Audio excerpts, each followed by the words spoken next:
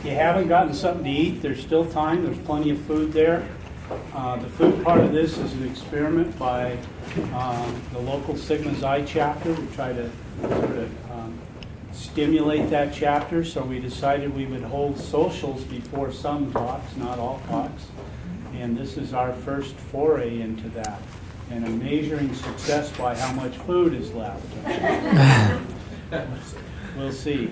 It's my pleasure to welcome to Montana Tech Dr. Richard Schwartz, who is a 2017-2018 Distinguished Lecturer for Sigma Xi. For those of you who don't know, Sigma Xi is a research honorary. He is the Chancellor's Professor of Mathematics at Brown University. He grew up in Los Angeles. He went to UCLA, good place for mathematics. Got his BS there. He attended Princeton. Dare I say an even better place? That's probably, I maybe shouldn't phrase it that way, but Princeton is definitely known for its mathematics. Earned a PhD there. He's been an NSF postdoctoral fellow, a Sloan fellow, a Guggenheim fellow, a Simons fellow. I didn't know about Simons Foundation too much not a few years ago, but they are a big funder of the Museum for Mathematics in New York City, and they're a funder of mathematicians, and they're also sponsor something, a little online magazine, doesn't cost anything to subscribe to, called Quanta, which is pretty interesting. And in fact, that was part of the reason that one of the pieces of puzzle that got my attention with respect to Richard. He's worked in geometric group theory, international discrete subgroups of Lie groups, group dynamics, energy minimization. He likes drawing comic books, listening to music, cycling, programming, spending time with his family, and he's the author of a number of children's books. And I have a couple here that my grandson got autographed. Okay. One is You Can Count on Monsters. These things are filled with, the kind of pictures kids like, but they teach you a lot of mathematics as they go along. And this one, really big numbers. This is the first one I bought for my grandson, who was at 5, I think, at the time I bought it. He couldn't read yet, so Mom was reading this to him. But every night at bedtime, he would insist that she read more of this book, okay? Which this really amazed me. I mean, not that it's a great, good book, but... And then I went through it at some point, and it covers big numbers, just like it talks about. But it starts with relatively small big numbers. But by the end, I wasn't sure I was understanding the notation for really, really big numbers. So he definitely has a talent for writing these kind of books, and what a great thing to do to interest kids in mathematics at that level. So I'm really looking forward to what Richard is going to have to say. We've had a really busy day, filled up his schedule. He's visited with several mathematics faculty members and a computer science faculty member, went in and taught a topology class. And, so if he falls over, somebody rush up and revive him. I'm not sure what that would take. But anyway, his title of his talk is sort of missing from this slide, but if I can remember it correctly, it is it's like slicing and reassembling. Slicing and reassembling. So we'll see what that's all about. So it's all right.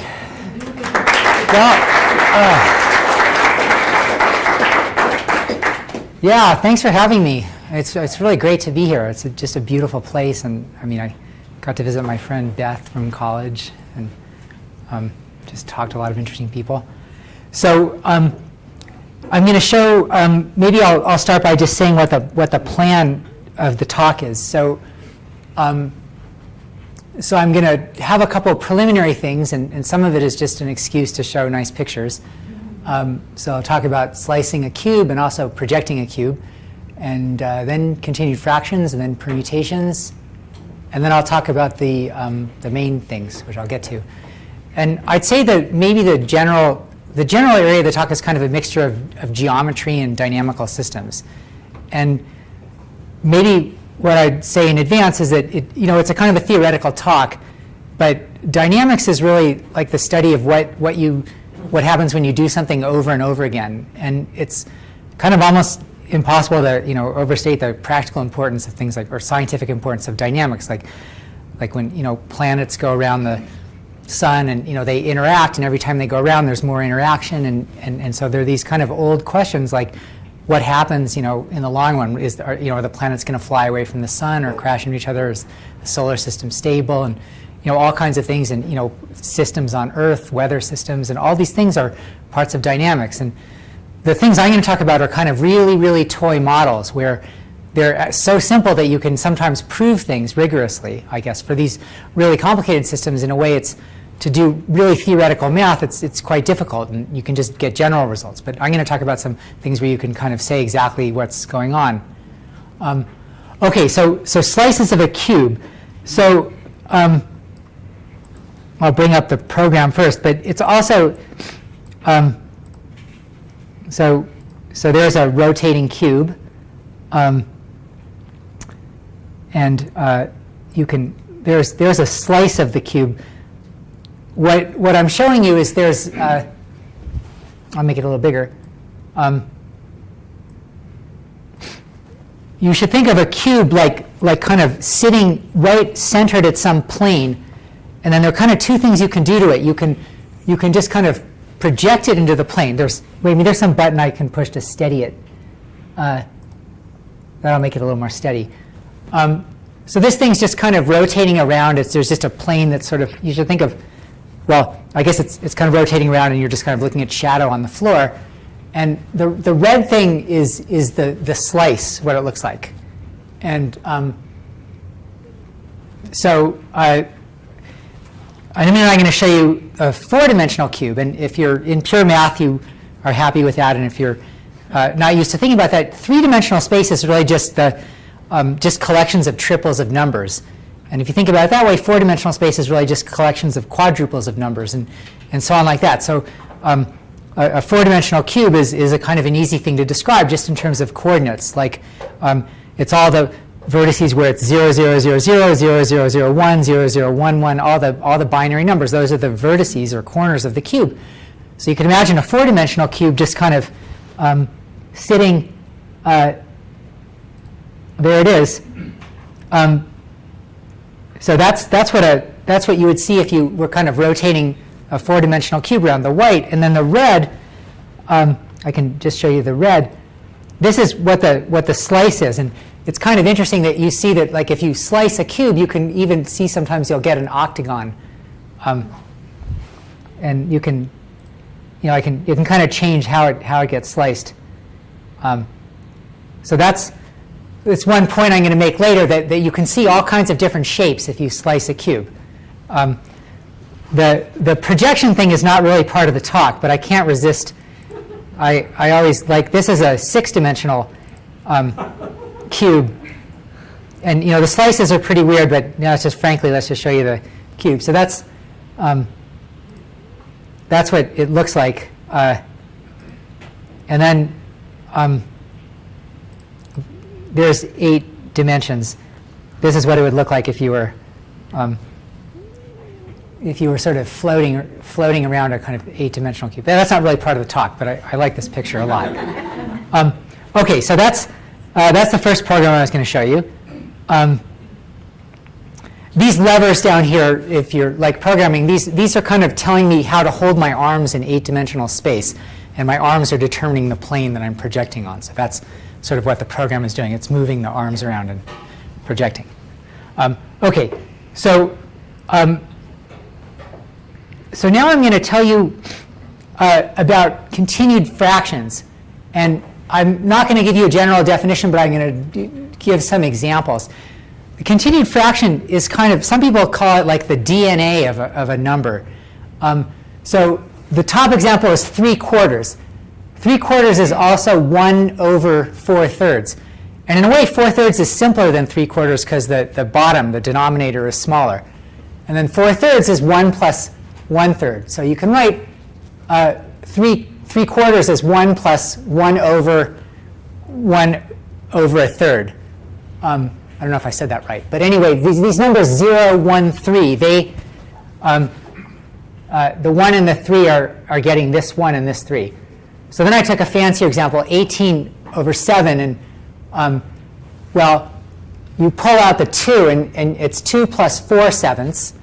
And then you pull out the integer part, and then you take the 4 sevenths, and you go to town with it. So it's 2 plus 1 over 7 fourths, which is 2 plus 1 over 1 plus 3 quarters. And then I already worked out what 3 quarters was. So 18 over 7th, it's 2, 1, 1, 3. That's sort of reading down this diagonal. Those are the numbers. So 2, 1, 1, 3 is the continued fraction expansion of 18 sevenths. So does that make sense to you guys? I did a few more examples, like 21 over 34. It's 0, 1, 1, 1, 1, 1, 1, 1, 2. And you might wonder why is it so nice? And it's because 21 over 34, it's a ratio of consecutive Fibonacci numbers. So when you have ratios of consecutive Fibonacci numbers, you see a long chain of 1s and then a 2. And there's a limit of, there's a kind of a limit you can take where the ratios of successive Fibonacci numbers are converging to this number. They're tending to root 5 minus 1 over 2. And its continued fraction, you can even do this for non-fractions, and you just get 1, 1, 1, 1, 1, 1 forever. And then another one I did was root 2 over 2, which is 0, 1, 2, 2, 2, 2 forever. And then I just did this one, 3 minus, I just did a few examples. If you're curious, E, the famous E, the continued fraction expansion for E minus 1, it's 1, 1, 2, 1, 1, 4, 1, 1, 6, 1, 1, 8, etc. It's kind of neat, amazing fact about E. I mean, this is telling you that something is good about this. So I wanted to show you a computer program that a kind of another interpretation of continued fractions. What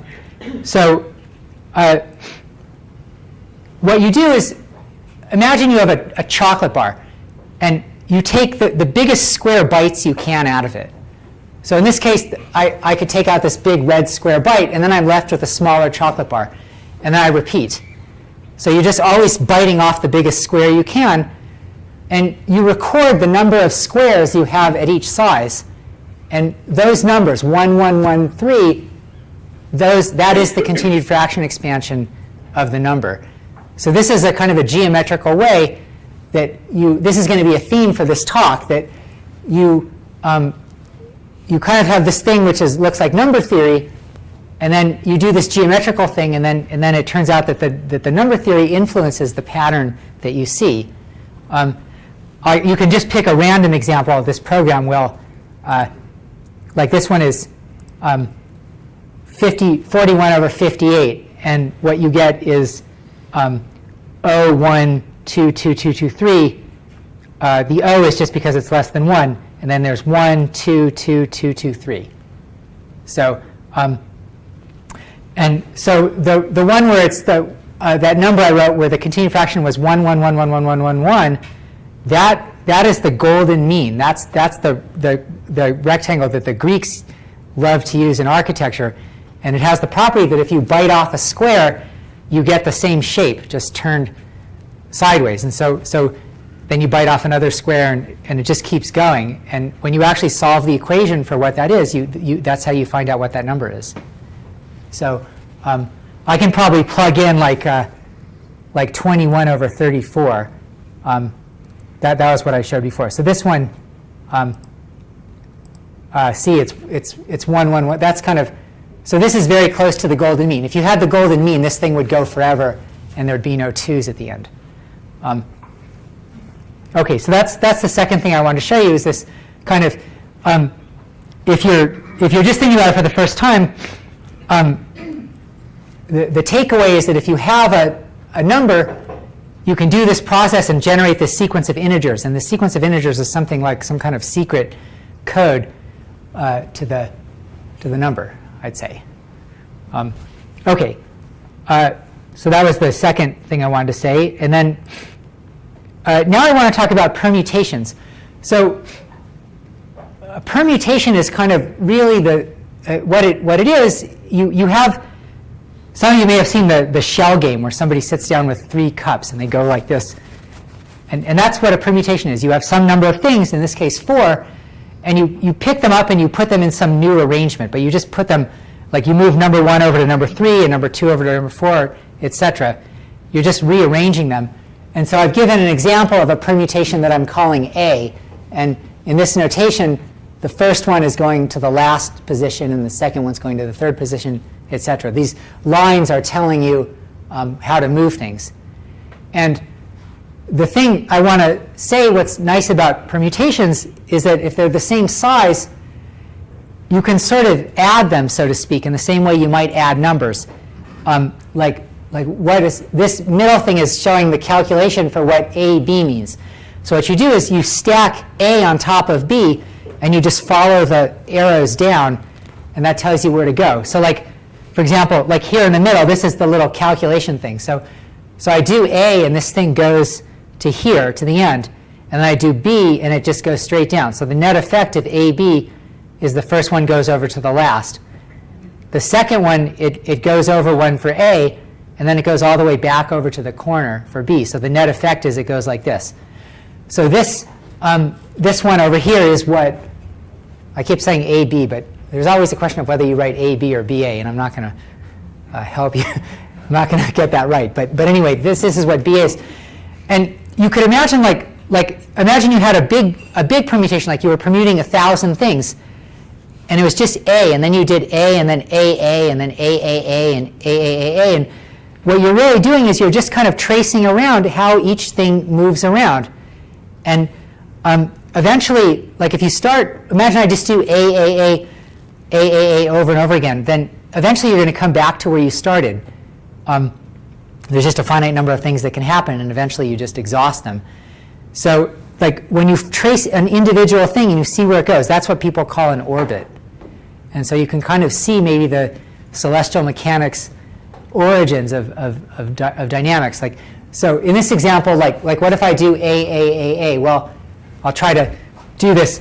So like the first one goes over to the fourth one, and then where would it go next? Well, I put it back on the top, and then it would go over to here.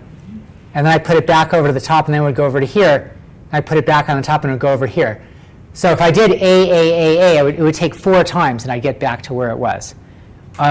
B is different, because if I do B once, this one just goes back to itself. Nothing happens. But this one goes like this, and then like this, and then like this. So BBB is the thing that does nothing. You could try this with the Rubik's Cube. Go like this and like this with the Rubik's Cube. If you do it over and over again, that's your A, and after a while, a long while, you'll get back to the original position. So these things are kind of like kind of generalized Rubik's Cubes move. So a permutation is kind of the simplest. You might learn about it in say in a combinatorics or a probability class, but it also is a kind of a dynamical thing if you do it over and over again and watch where the individual things go. And in a way, it's the simplest kind of thing you can do, because we're just talking about like the locations of a finite number of points. So now I want to kind of move a step up and talk about like what's the next simplest kind of dynamical system. Just where are we in the plan? I guess now I'm going to talk about things called interval exchanges. So here's what an interval exchange is. You take an interval, like the one on the top, and you cut it up into a finite number of pieces, in this case 4 pieces. And then you rearrange the pieces. So this is sort of like a permutation. It looks a lot like a permutation, except that it's a more geometrical thing. You're not just worried about how the intervals are permuted. You're actually worried about their sizes. So like in this example, the red goes to the third one over, and so on. And this kind of thing, you can track where individual points go. So like this, I start with this point x, and I want to say where f of x goes. Think of f as like the function, and I just translate it over to the same location in the same color. So this is what f does to this point. What would ff do? I'd have to move this back up to here. It would be right about here where the cursor is, and then it would move about over to here. So FF would take this point X and it would move it about over to there. And then I'd move it back up and it would go over there. And you could sort of see now that you could get some kind of crazy behavior. So I'm going to do a special case and show you that you can get something pretty neat. This is kind of a very simple kind of interval exchange where you've taken the interval and you've just broken it into two pieces, a red interval and a blue interval. And the red interval, and you switch them. The red interval goes like this, and the blue interval goes like that. So you might wonder, like, what is this thing, and have you seen it before? And so the idea is to think of the interval as being wrapped around a circle, like this. This is like the interval, but all I've done is I've just kind of taken the ends and I've sort of pulled them together. And then this operation of switching the two sides, it's really the same as just rotating the circle. Because when you rotate the circle by the right amount, the blue one goes up here, and then the red one goes down here. And they've just kind of exchanged their positions.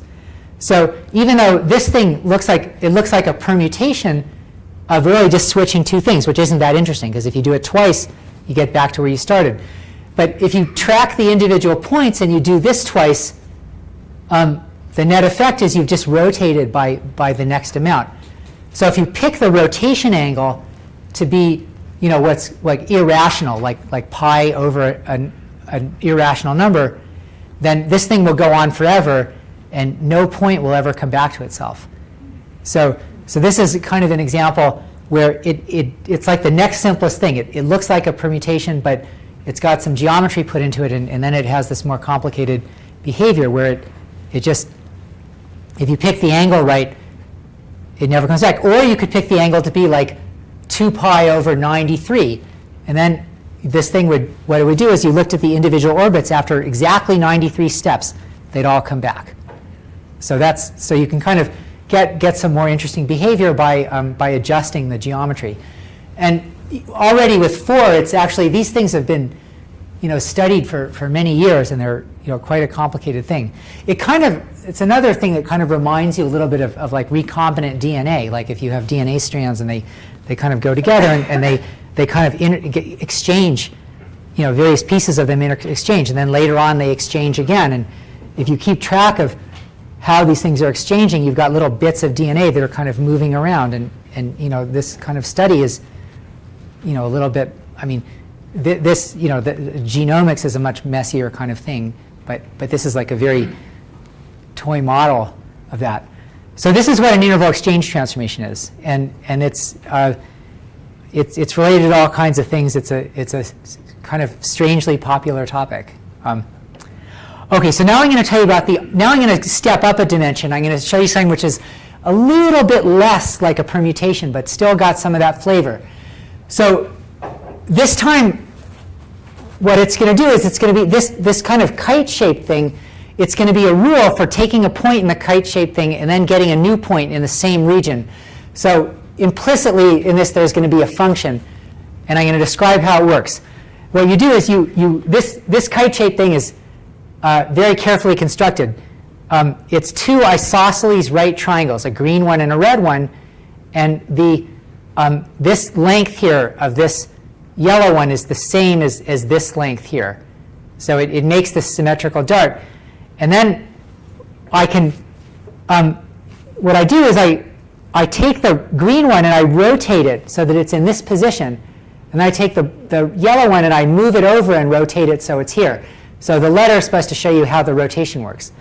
So like imagine I picked can you guys see the cursor? I guess so. So imagine I picked a point right up here. Where would it go? It would go down to here. And if I picked a point right over here, it would go over to here. And then if I picked a point like right over here, it would go over to there. But these have exactly the same shape. So these are really supposed to be 2 copies of the same thing. They're really supposed to be right on top of each other, but I've spread them out just so you can see what the process is. So that's my map F, so to speak. It's the thing which takes the point, it sees which piece it's located in, and then it rotates it accordingly. So does that make sense? So the picture I have on the bottom, I call it the Octagon Generator. This is another well-studied thing. So imagine I start right in the center. What happens if I start right in the center? Well, I really just go back to where I was before. So if I start in the center, nothing happens. And if I start near the center, I kind of rotate around a little bit.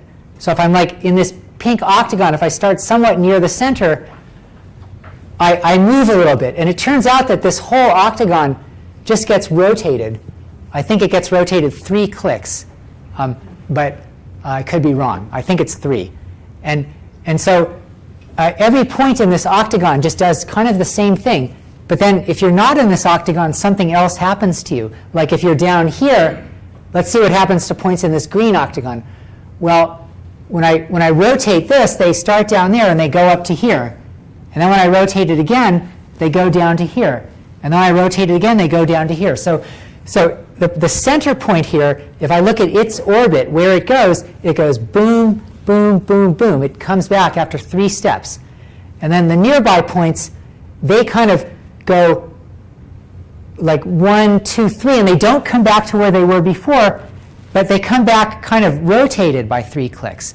And so the moral, what I want to say is that anything in here, if you just do this thing and you do it for 3 steps, the octagon, I mean, if you do it once, the octagon gets rotated. Then if you do it 8 times, it just goes back to where it was. And this thing, if you do it 3 steps, the octagon gets rotated. So after 24 steps, it comes back. And if you look at this picture, like you sort of see smaller copies of the shape here. And you might guess that what happens if you start here, you're going to get an octagon that kind of goes like this. So now I'm going to show you the pattern of what you get.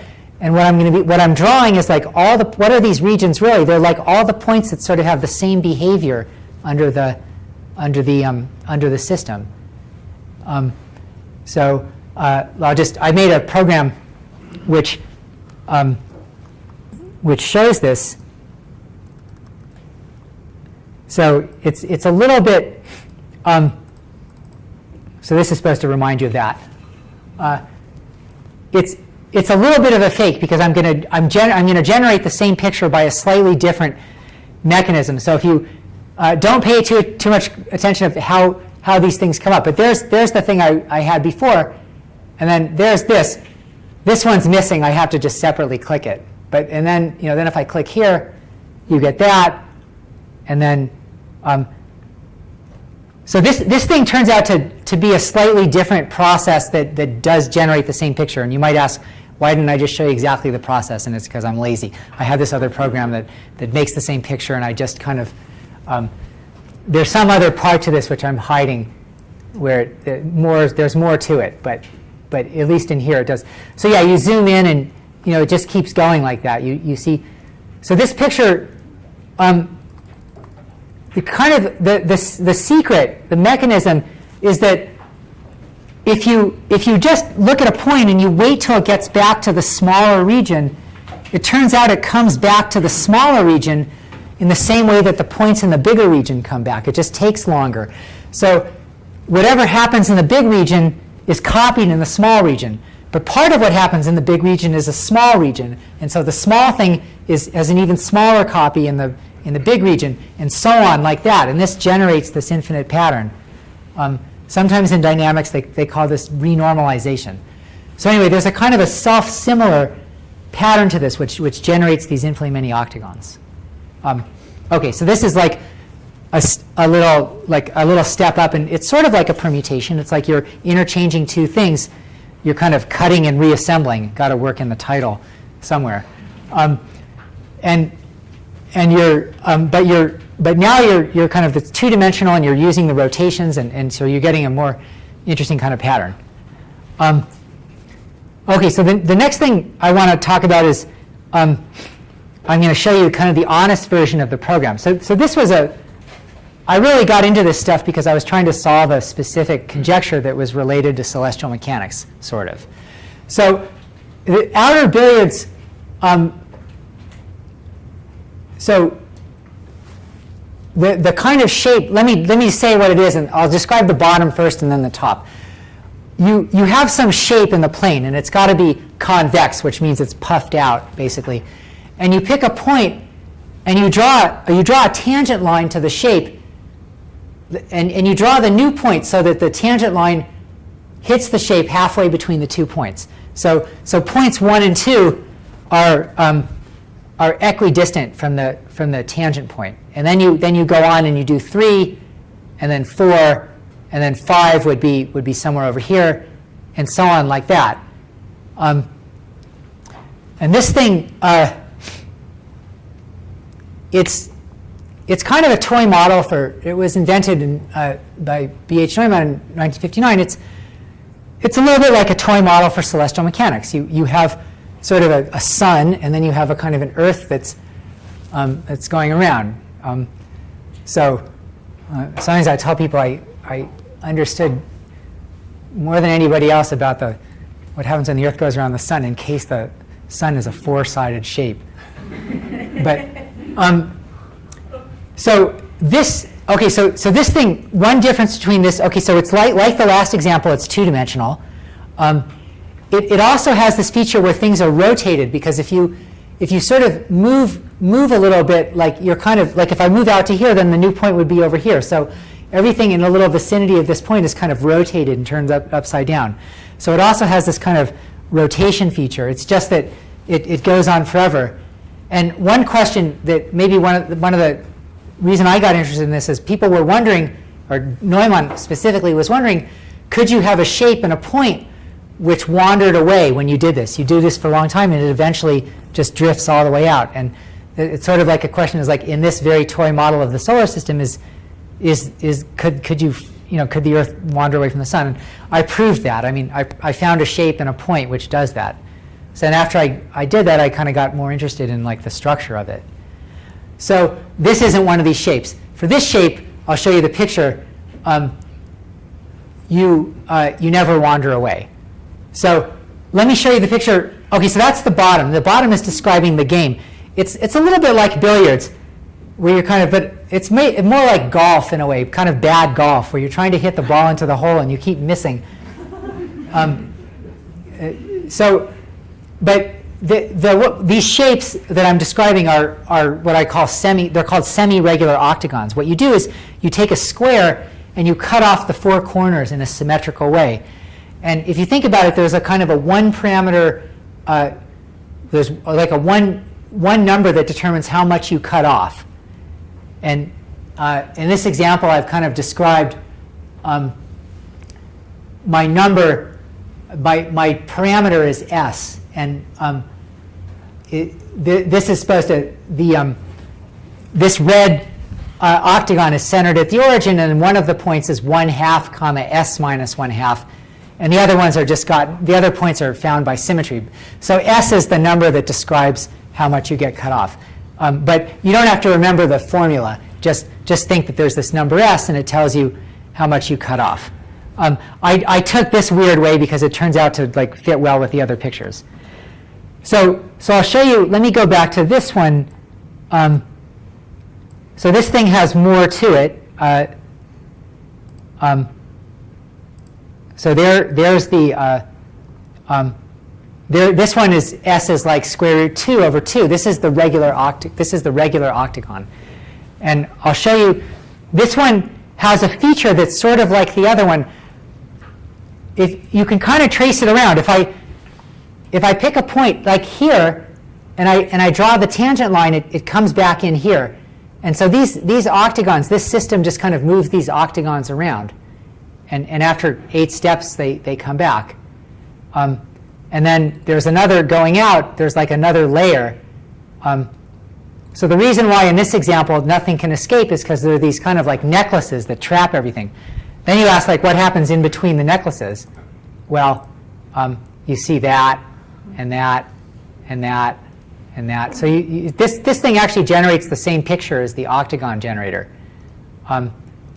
So that's what you see.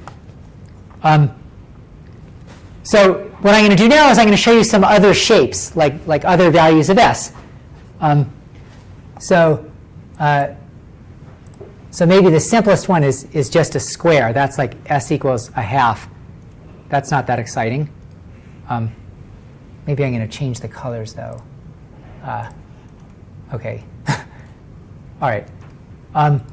So now I'll pick a number like, how about 3/7. So what I'm doing is I'm picking a number and then I'm sending it. Maybe I'll just pick a random one. 56/73. So that's a little different. Now this is kind of a mixture of squares, and there's a lot of squares here. And then there's some really tiny pieces down here, which are triangles. So that's the picture that you see if the S parameter is 56/73. And you can take the continued fraction expansion of the number, like 13222, and you can change some of the numbers. Like I'll change this to maybe I'll change this to a 1, and I'll resend it, and let's see what happens now. See, it kind of looks different. There's still kind of triangles, squares, and octagons, but the pattern is different. The shape you see depends on what the number is. So let me try to get one where there's some. I'll put a 3 here, or maybe I'll put a 3 there, and I'll resend it. I'll try it again. There, I got some octagons. So this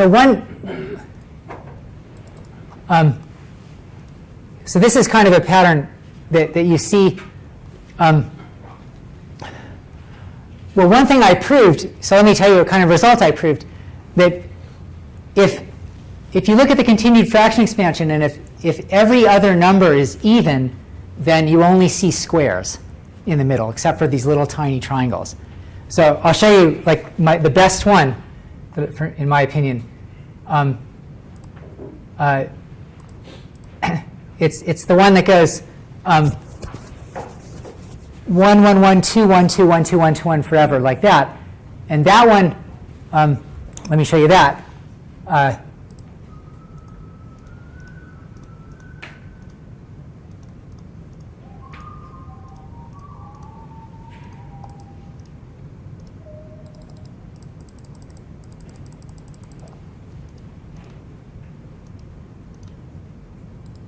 So that's what this thing looks like. And you could imagine, like, you can start seeing the structure of it. Like there's this big square, and then it's got these 2 squares on it, and then it's got these 2 squares on it. And they're sort of like, some of the squares are kind of like, you could call them squares and diamonds. There's like kind of a group of diamonds, and then a group of squares, and they kind of fit together. And if that number kept going 2 1 2 1 2 1 forever, these squares and diamond, these blue things would kind of come together. The triangles would disappear, and you'd get a kind of like a river, like a kind of interface between them. So this is one of the best ones. All right, so this is another one of these systems. I guess you could say, like, without maybe stating a theorem, I'll say, like, well, I figured out what happens for these things, and I proved it. But you sort of can play around with the program and change the continued fraction expansion and see how the shape depends on it. Oh, I didn't show you outside. Like, outside this kind of, you might wonder what happens out here. Well, there's the river again. I mean, there's the necklace again, and then there's copies. So it sort of has this pattern where you also, it just kind of alternates forever like that.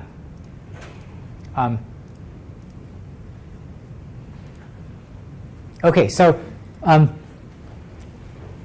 yeah, so that's another one of these pattern generating things. So now I'll show you another one.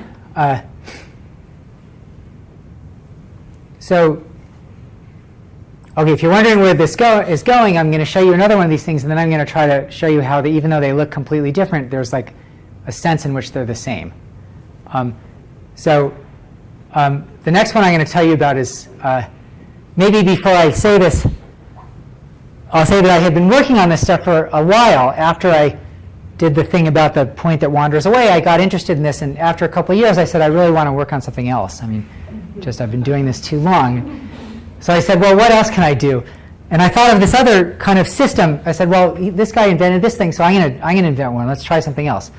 So now I'm going to show you something else, which it's sort of another one of these things where it's like you're kind of cutting. Yeah, it's again a kind of a cut and reassemble situation. Again, two-dimensional. So I'm going to describe a kind of a transformation of the plane. And what you do is you take a square grid in the plane of side length s. So this is supposed to be an infinite square grid. And you take each square and you rotate it 90 degrees. And you don't do anything on the cracks. You just ignore the cracks. So I've sort of shown what happens to the name Einstein, to these letters. All the letters get turned. And so this map is the map I'm calling G sub s. And it's like, again, it's like a permutation in that it sort of moves all the points. It's not a very interesting thing to do, because if you do it 4 times, you're back to where you started. Every individual square has rotated around. But then I got the idea, like, imagine I had a second grid that was larger or smaller, and I first rotated the S grid, and then the other grid is just side length 1. And then I rotate the 1 grid, and I write the S grid, and then the 1 grid. This is a little bit like a concrete mixer, I think. Like I don't know. It feels like a stone tumbler. You're kind of breaking these things up, and then you're like, first things kind of detach according to the S grid, but then you see where they are in the 1 grid. So I didn't show you. I just showed you what happened to Einstein. I didn't show you what happens. I'm now going to show you a computer program that tracks where things go based on the S value. So here's another program. So here S is 7 over 11, and the white grid lines are the S grid, and then the checkerboard is side length 1. It's a little bit larger. And so the idea is that first you locate the point within the smaller grid and you rotate it. Then you locate it within the larger grid and you rotate it, and so on like that. And you might wonder, like, why didn't I just look at G? This is saying, like, first do G1, then do GS, then do G1, then do GS. The reason why I'm looking at all 4 of them is because after 4 steps, the rotational part is gone. You've rotated all the way around. So after 4 steps, you're just kind of like pushing things around. So I can pick a point, and this is maybe an interesting one. So this one after, when I do, it's hard to tell, but when I do GSG1, GSG1, I go from here to here, and then to here, and then to here, and then to here, and then to here, and then back. So after 6 steps, I'm back. And everything in here, this has the same feature as these other systems. Like, everything in this region really kind of just does the same thing. So if I picked a nearby point to see where it went, like if I clicked over here, it would just do the same thing. All these things do the same thing. But then if I decide to go out there, it does something else. OK, well, now this is getting too messy, but there. I guess you can see the blue is different. Maybe I'll reset it. So that's what anything in this region will make that pattern. And let me just show that again. You guys see what I mean? Like, it's just doing the same thing. So after a while, I got a little tired of drawing these kinds of pictures, and I thought, let me just plot the regions that all do the same thing. So there's some pattern of regions, just like, so I could kind of tell me where to click, so I don't have to like keep clicking many times in the same region. Once I just know where the whole region goes. So let me show you what all the regions look like. This is what, like, at least in this small square, it's broken up into these rectangles, and anything in any of these pieces does that. And let me show you something else. Let's look at the continued fraction of that number. Now I forgot what it was already. 7 over 11. It's 1113. So if you look at this picture, you see one big tile going across, and then one going down, and then one going over, and then 3.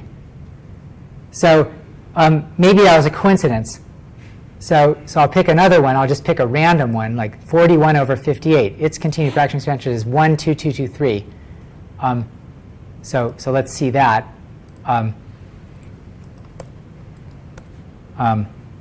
So that's what you see. And you see 1, and then 2 going down, and then 2, and then 2, and then 3. So it's kind of like an extended, it's like a continued tennis court kind of thing. I still haven't been able to prove this, although I've thought a lot about it. So I want to show you, what are the actual, like, where do these points go? Maybe like you can pick one and do it, and this is where it goes.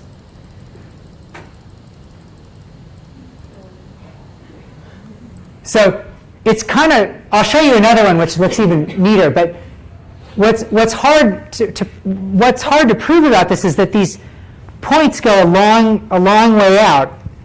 And I actually proved that sometimes they go out forever. But the problem is that since they go a long way out, it takes a long time for them to get back, and so it's hard to analyze the results of a very long process. If they came back after 5 steps, I could just say, well, first it gets cut like this, and then like that, and so on. But if it goes out like 100 steps or 1,000,000 steps, so I'll show you one more, and then I'm going to try to put this stuff together. So let me reset this.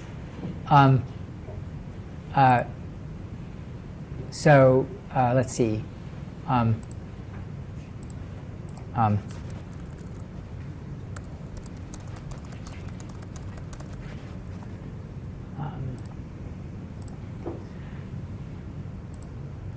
Okay. All right. So this one is why you see 2, 2, 2, 2, 2, 2, 2, because that's the fraction. But I wanted to show you the picture of what you get down here. Halt. So now I'm going to show you where does this one go when you do this. So here's what it does.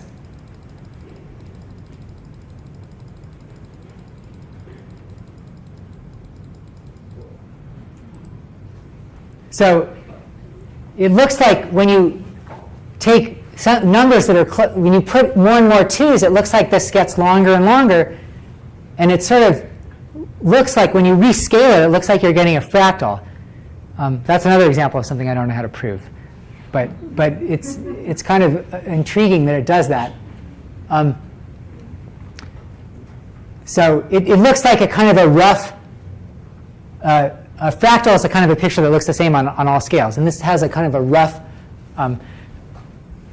resemblance to fractal. But of course, if you zoom in on it, then it looks really messy. So it goes from being really messy, when you zoom out, it looks better. So the more you,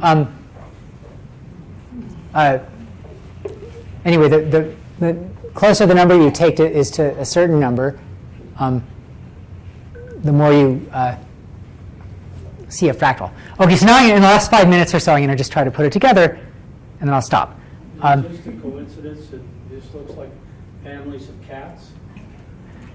Does it? Bulldogs. Yeah, it's a kind of a Rorschach test. I mean, to me, it just to me, it sort of looks like buildings or something. Yeah, I'm not sure what. Yeah, it's kind of, okay. Yeah, I'm not sure what. Okay, so now I want to. Okay, so now here's what I want. So I showed you this thing that I called outer billiards, and it generated these kinds of patterns with squares and octagons. And I showed you this other thing that generated a different thing with these turning, which was my attempt to get away from outer billiards. And now I want to show you that they're the same. So I'll give a medical analogy. So imagine you are slicing somebody, not literally, you're taking pictures of them, like an MRI, and you have all these things laid out on the table. And if you look at the pattern for a long time, you might notice that actually the pictures reassemble into a higher dimensional picture, namely the body of the person. So now imagine that you're slicing the same person in two ways. Then, and you've got like the one pictures that you took on Monday over here and the other ones on Tuesday over here, and they look completely different. But then you notice that you can assemble both of them so that into this higher dimensional thing where in one direction it looks like, one direction looks like the Monday pictures, the next direction looks like the Tuesday pictures, but it's the same person. It's the same three-dimensional thing. So now imagine that the person was four-dimensional, and you were still taking planar slices, and you were laying them out in the plane. And you looked at the pictures for a long time, and you realized that there was one four-dimensional solid, and each of the two things that you were looking at were different slices of it. So I've tried to indicate this thing with a picture. So this red thing is like what you're x-raying it. And the way you're x-raying it is you're taking a line and you're sort of going, this is really supposed to be on a torus. Like the left side and the right side are supposed to wrap up. So this goes to here and it bounces back. Well, maybe I didn't draw the whole thing. I didn't draw enough of it, but it goes along and maybe it starts over here and it goes like this and then up there and then over to here. And every time it hits the red, I paint it red. And then I just kind of unwrap the line. So this is a kind of a picture on a line, just red and gray, which is what I would see if I kind of x-rayed this patient in this funny way. And then this other picture over here is a different x-ray of the same patient. And I see a different picture on the line. And imagine instead of this being a two-dimensional torus, it was a four-dimensional torus, which is a four-dimensional cube. And I was slicing, and it had a red thing in it. And I was slicing it by some plane that kind of ran through it. And I unwrapped the plane, and I looked at the picture. And what I want to tell you is when you do that one way, you see the outer billiards. And when you do it the other way, you see that square turning thing. So I discovered this, and I had mixed feelings, because on the one hand, I thought this was like almost like an equation between two different kinds of dynamical systems. But on the other hand, it meant that I hadn't actually done anything that I hadn't already been looking at for several years. So I thought I would just show you a program, then I'll stop, which tries to show you the four-dimensional solid. So what you can do, so that looks sort of like what I had before, right? The square turning. But then I can kind of like change the slice a little bit. And I can just keep plotting more of it.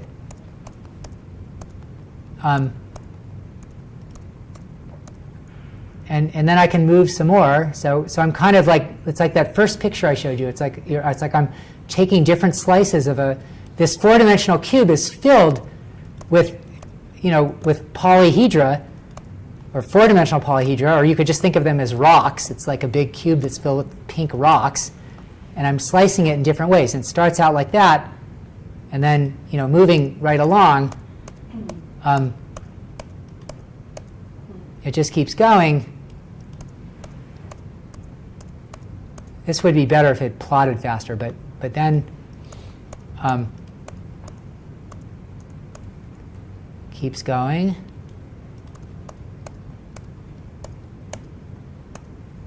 And then at the other end, it's the one I had before. Well, the same kind of thing I had before.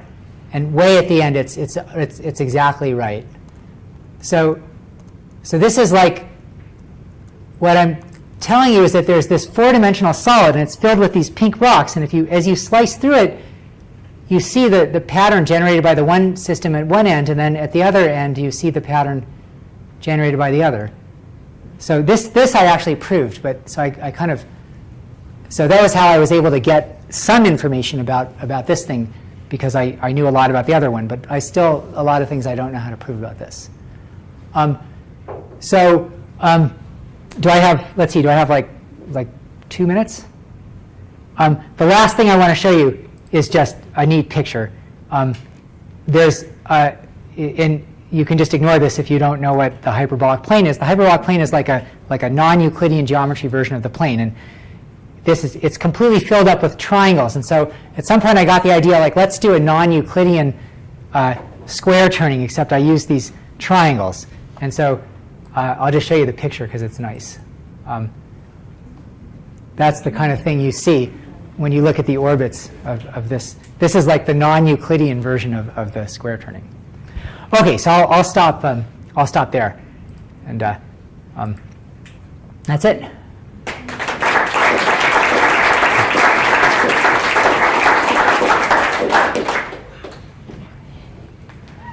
So it would seem like this would have potentially an application in the analysis or study of regular solids or Yeah. regular thin films that are two-dimensional.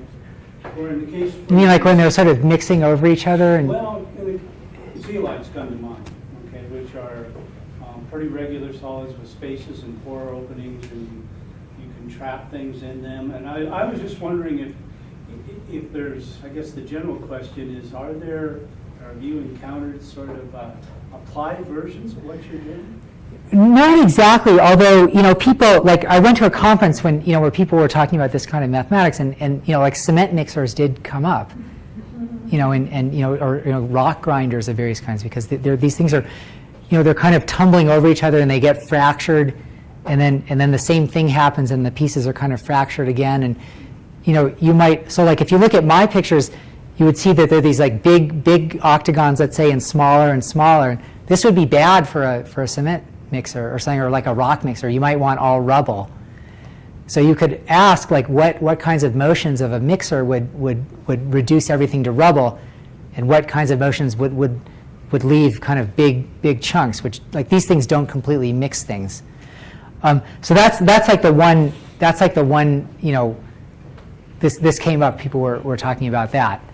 I mean, more broadly, I mean, in dynamics, there's all kinds of things that people. I think people were looking at, like, this idea of like self-similar systems. This thing I was calling renormalization, where something on a small scale is the same. People were looking at like feedback from amplifiers, and this is how I think they found this. So a little bit, so I haven't thought too much about, it's these systems are, in order to make any progress at all, you have to make them so clean, like just very, very, very simple. And so these real world things, they may actually look quite a bit like the clean things, but it's almost impossible to give a proof. So anyway, but like from my perspective, I'm interested in actually, coming up with like a rigorous mathematical proof. And so, like, for these more real world things, I don't know what to say exactly. Yeah. So I have two questions. Uh-huh. One is, so you showed that system or number, Yeah. whatever, that went 112, 114. Yeah, E. 118, Yeah, E, yeah. E, right. Yeah. Minus 1. Yeah, E minus 1, yeah. Is the next term 1116, or does No, not, it goes up by 2 every time. I know, but 8, 10, 12, 14, 16, like so, yeah. So there's no rules against having 2-digit numbers in this. Oh, yeah. No, that's just, right, that's right. You can have, Because you never put anything up there. oh, yeah. I just, One, and I'm thinking, okay, you get a 2-digit. no, you can get, one, you can get anything. It's 10, right? Right. And so you had some, maybe it was okay, or maybe you had to now do another level of massaging to get that one. No, you can just get the, 10, 12, 14. Yeah. Perfectly acceptable. you can, like let me see if I can bring it up. Like I have Mathematica, which is, so I'm going to, Mathematica will just compute it, like continued fraction. Let's do pi. We'll first just do e minus 1. Well, let me do pi. 10 steps. So it's 3, 7, 15, 292, 1. So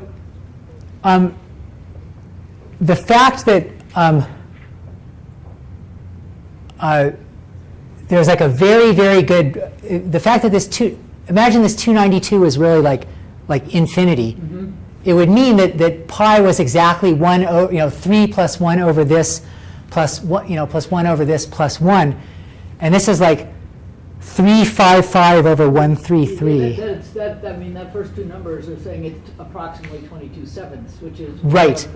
Right, that's the classic. But there's another one. There's another one that let's reconstruct. So watch this. I'll get the continued fraction. I may blow this, but there's a command from. So let's do from continued fraction. I'll do 2 of them. Let's do 3, 7. I misspelled it. Okay, 22 over 7. That's the one we know and love. There it is. It's 3.142. Now let's do 3, 7, 15, 1. Yeah, let's just do that. So what is this one? It's 355 over 133. So let's see what you get for that. 3.14159. It's accurate all the way up to 6 digits. This is the real approximation for pi. It's way, way better. And it's good because this huge number in the continued fraction expansion for pi. It's like this extremely good approximation because of that fact. Think of it like this. You have a rectangle and you're cutting it. And if it's pi, like at some stage you've got these 292 little tiny rectangle squares going across, and it means that pi is just extremely close to that number. So anyway, people know.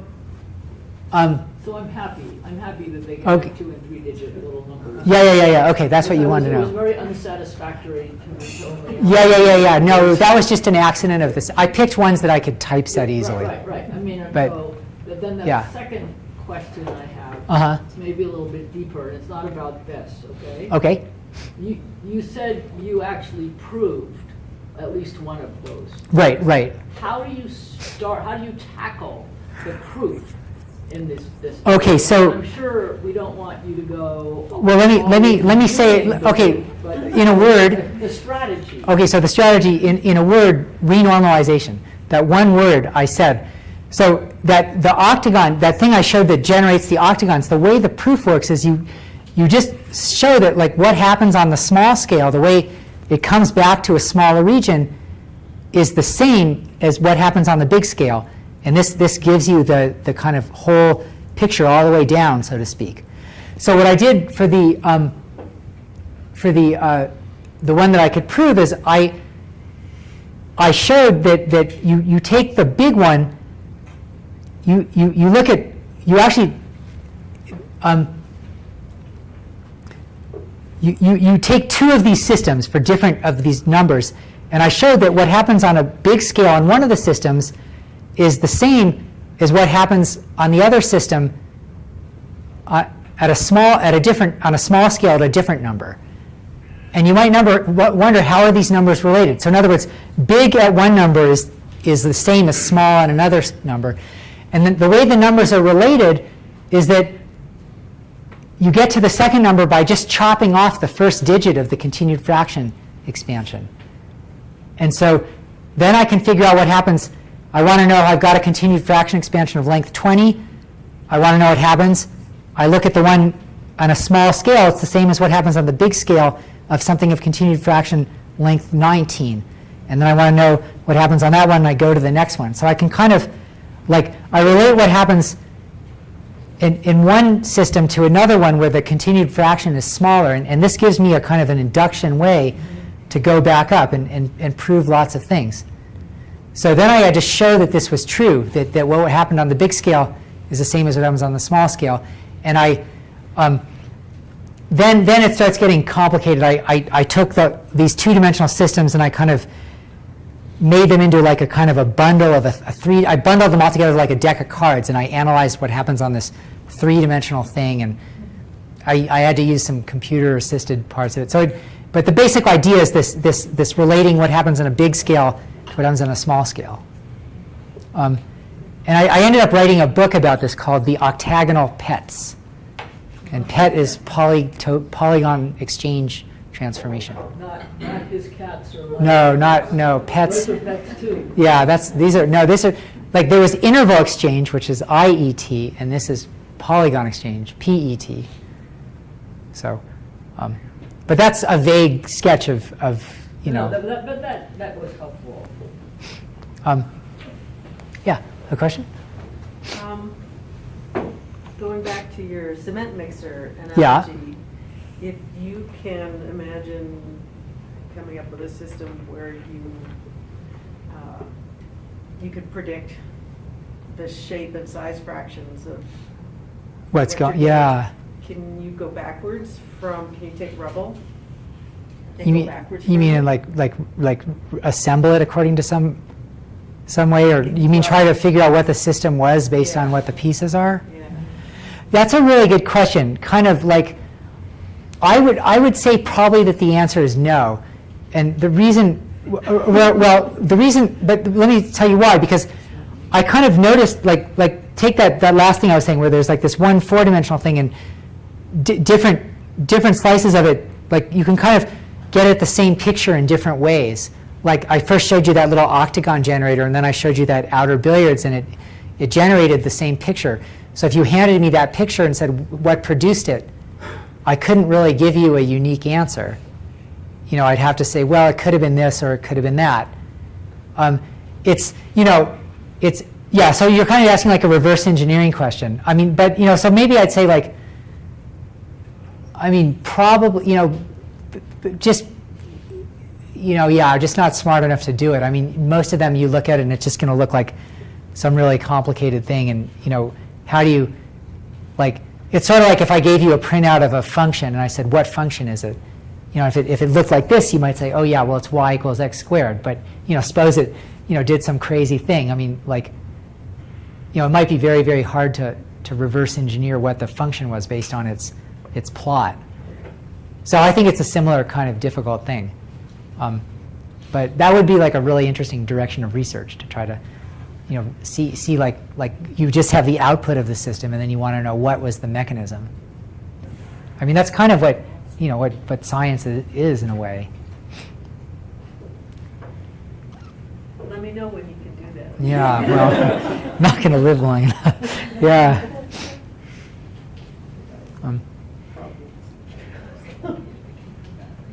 Well, thanks, Richard. Yeah.